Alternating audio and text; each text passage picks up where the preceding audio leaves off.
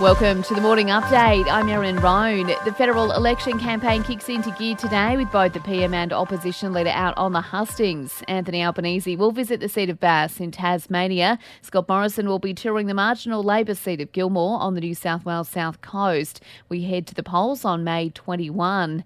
The latest Newspoll shows the gap between the major parties is narrowing. Labor leads the coalition 53-47 to party preferred, the closest margin we've seen this year. Scott Morrison remains the preferred PM, up 1 point to 44. Anthony Albanese's rating is down 3 to 39.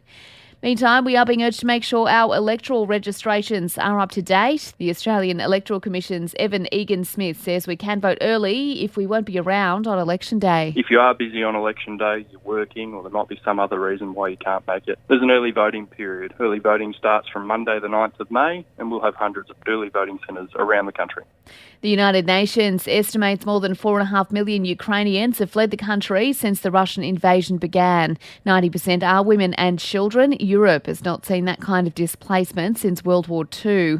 While Ukraine claims more than 5,000 war crimes have been committed so far, Ukraine's Prosecutor General Irina Venediktova says they've identified hundreds of suspected war criminals. Now we started 5,600 cases in Ukraine only about war crimes. It's a case about aggression crime, aggression Russian Federation against Ukraine.